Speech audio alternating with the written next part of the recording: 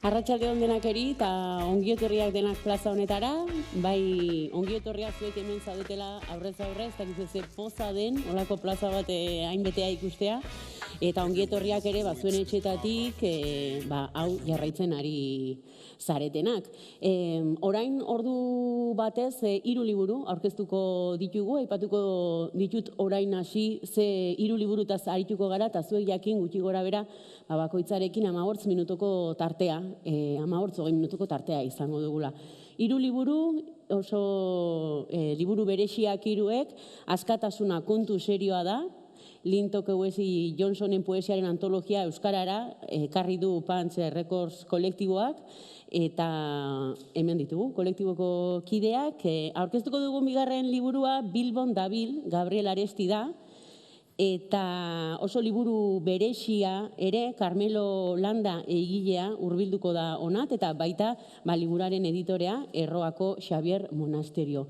Eta azkenik bertze itzulpen baten berri ere emango dizuegu, Latinoamerikaren zain urratuak, segurazki zuetako haunitzek irakurria izango duzu, baino gazteleraz, baina zorioneko hau hemendikan aitzinera euskeraz ere leitzeko aukera izango dugulako. Eduardo Galeanok idatzitako saiakera da, eta Xavier Alegriak itzuli du euskerara, eta 3 liburu hauek izango ditugu izpide. Eta hemen ditugu ondoan, Punch Recordseko kideak, nahiko urduri, errandidate, lasai, ez da deus pasatzen.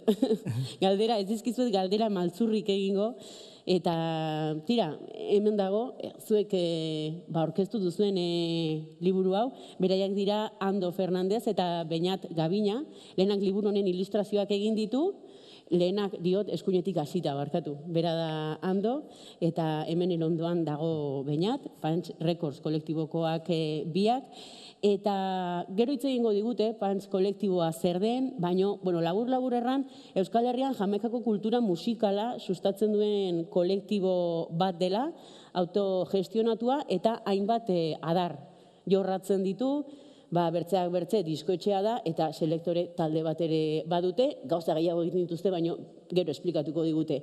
Eta zuetako haunitzak kaso, galdetzen hariko zarete, ez? Zeri da Records izena duen kolektibo bat hemen liburu bat aurkezten? Nonbait ere animatu dira orain liburuekin. Beñat eta Andoni, edo Ando, barkatu, ongi etorri. Eskerrik asko. Esaten ari ginen Punch Records kolektiboak kaleratzen duen lehendabiziko liburua dela hau, oso liburu berexia, Linton Kwesi Johnson edo LKJren poesia ekarri duzuelako euskeraz, eta lehenengo galdera egingo dizuet, nolatan animatu zarete liburu bat egitera? Igual ez genuen asko pentsatu, ez? Erabaki genuen hau egitea, azkenean aurretik liburarekin hasi baino lehen, aurretik izan genuen esperientzia bat fanzine batekin, eta fanzine horretan zen musika jamaikanoaren historia, pertsonai ezberdinek kontatuta. Eta bain artean zegoen Linton Kwesi Johnson.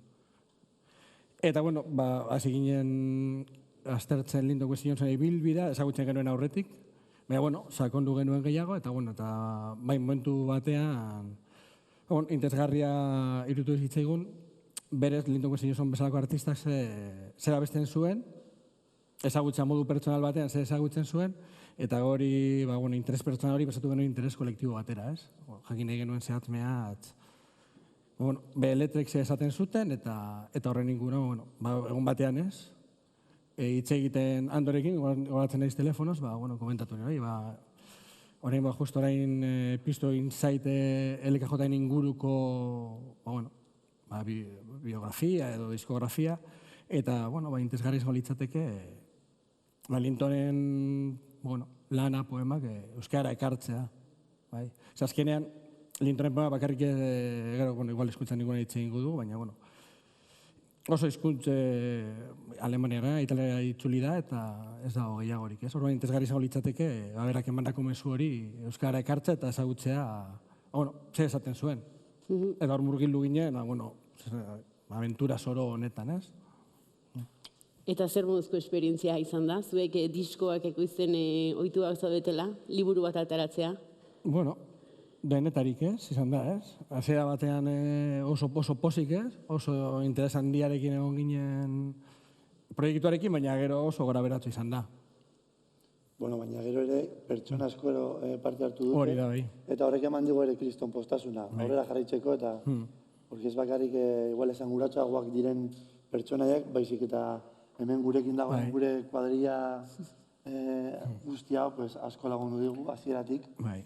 Eta orduan oso babestuak sentitu gara. Eta bueno, guk liburuetan ez gara inoiz sartu, baina bai Pantxetik aparte, bai auki dugu horiekin harreman bat, ez? Eta esan genuen, eta zergaitik ez? Eta guk askotan esaten dugu zergaitik ez? Eta egingo dugu, eta egiten dugu, bai. Gero zoramena bat izan da, baina oso pozik. Bai, oso pozik. Azkenean hori, bai, atera dugu, ez? Pantreko zen lehenengo liburua da, Linton Kwesi Johnson dela reggae munduan, ez? Referentzia handiko pertsona bat, horrek postasuna ekartzen, baina gero batez ere, ez? Egon gara komentatzen, ez?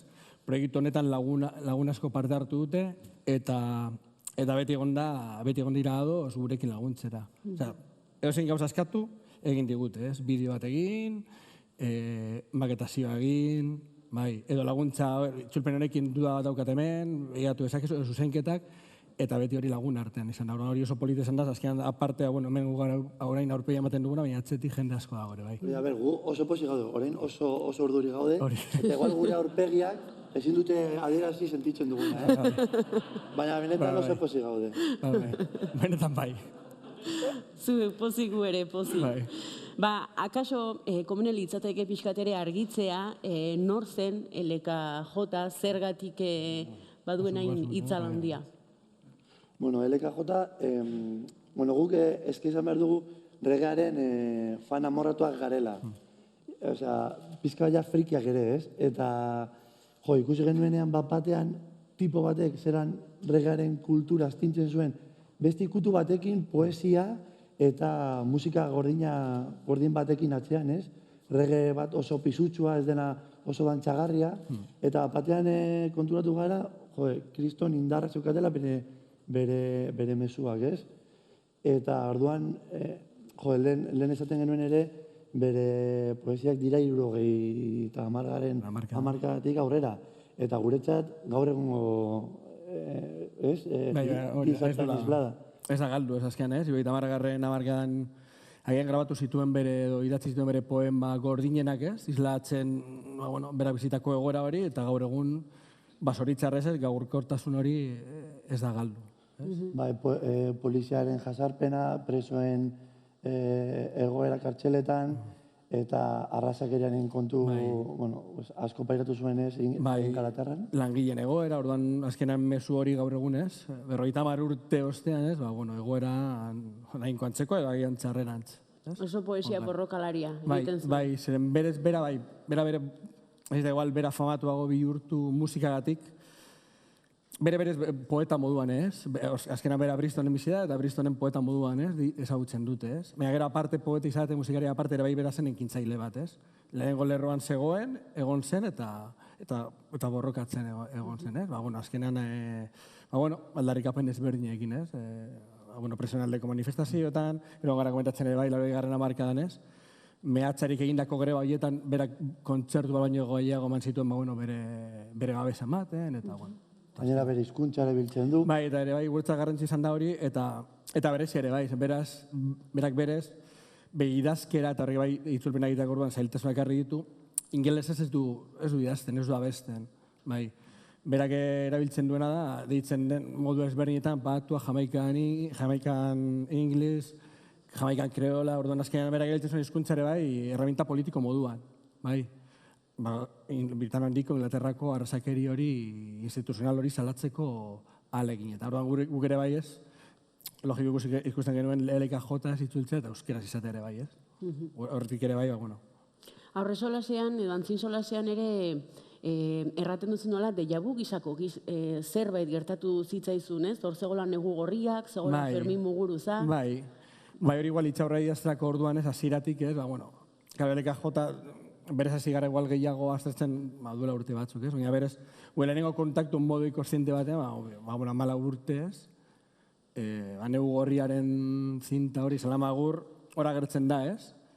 Agertzen zen hori, berak egindako bertsio bat. Eta hortik ez dakit igual irudimen arabiliz edo, hor kokatzen duen gutxi gora bera liburu honen ibilbidea, ez? Gutxinaka joan zen egiten, azkenean bururatorri arte, egin barko dugu liburu bat, ez? Gutxi gora referentzia ezberdinak, ez? Horregatik ere egin dizue Fermin Muguruzak hitzaurrea, ez da? Bai. Gainera gero konturatzen zara, ja kortaturen garaian, LKJaren ikutu bazukan neu gorarekin, beste bi. Gero Ferminen bakarreko proiektuan, ere, orduan beti bere ibilbide musikalan, beti oso presente egondako tipo bat izan da. Horregatik aukeratu, azkenan beti ez, bere etapa guztietan LKJ modu batean edo bestean, edo bertsio bat egiten, edo aize batzuk erabiliz, edo letra bat erabiliz, beti egon da presenta, orduan guretzako, esan guratzuen esango litzateke ez, berak ez, eta prologan hitz egiten du ez, bere bilbidea Ferminekin, norbaitek igual kagotzen artean, ez? Itxaldia idatziz gero, bere izango litzateke pertsonarik egokiena gure ustez. Badago gauza bat grazia egin deana, justo zuek eta gero datoz hemen Gabriel Arestiren... Zitzaurrean dago. Hori da, liburu bat aurkeztera datoz, eta zuek konparatu egiten duzu, ez da? Bai, momentu batean bere poesia sozialare LKJak ere egiten duelako, ez? Erabiltzen dugu hori poesia mailu bat da, ez? Basartu dugu itxaur horretan, berak ere azkenan poesia, erabiltzen zuen mailu bat bezala simbolikoki, metaforikoki, gizarteak bera bizitzen zituen arrangura guztiak, sufrimendu guztiak, justizia guztiak horrekin bukatzeko. Gero komentatu zenuena, esan duzta, zelako kasualidadea, ez? Modu baten bestean, Lyndon Kwesi Johnson eta Gabriel Aresti lotuta gotea. Zera, horrando, ekarri dituzu, ez da? Amplifikatua zuek egindako ilustrazioak, baduzu erakutsi, gustora ikusiko dituzte.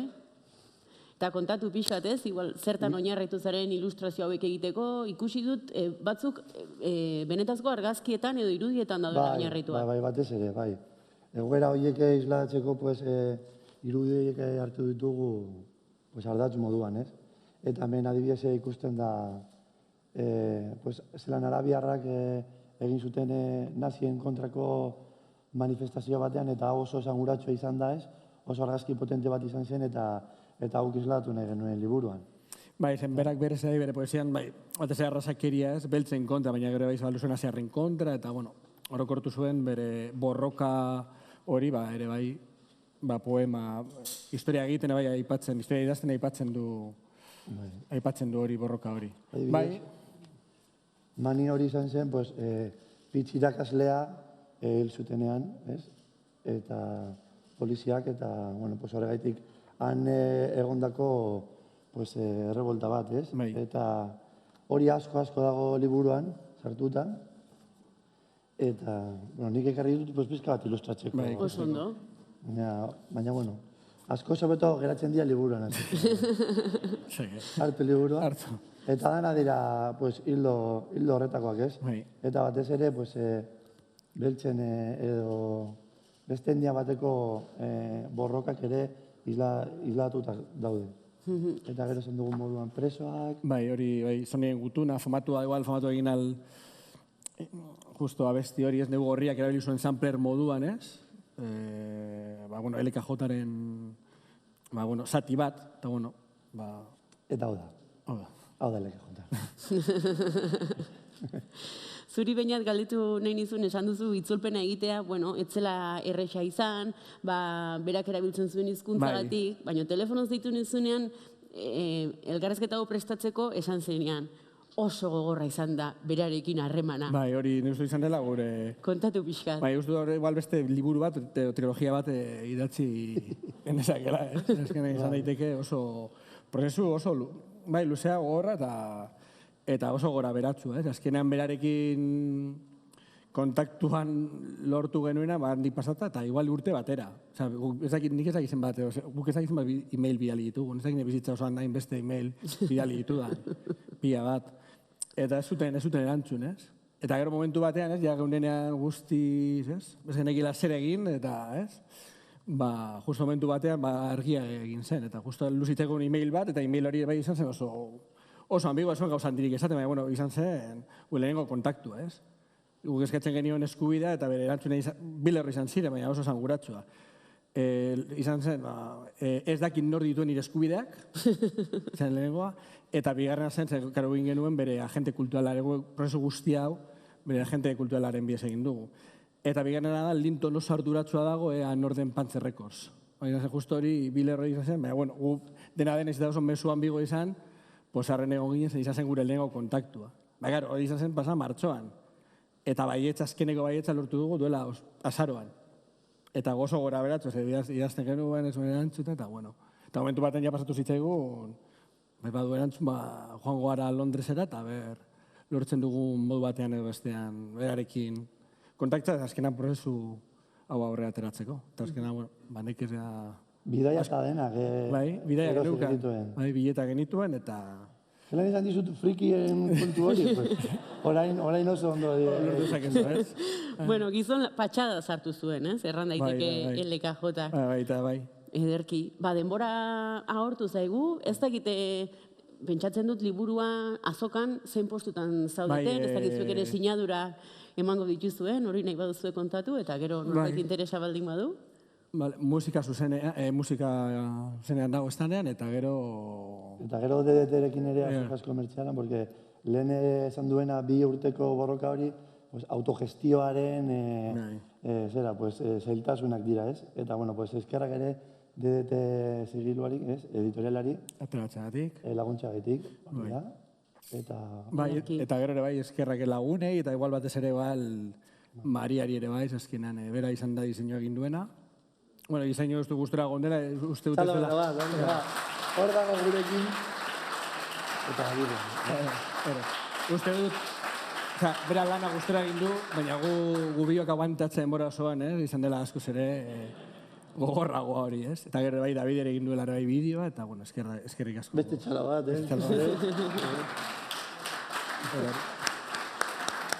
Eta guri, mila esker bikote, gozatu azokan, eta Laster Bertze liburu bat. Eskerrik asko. Ongi izan.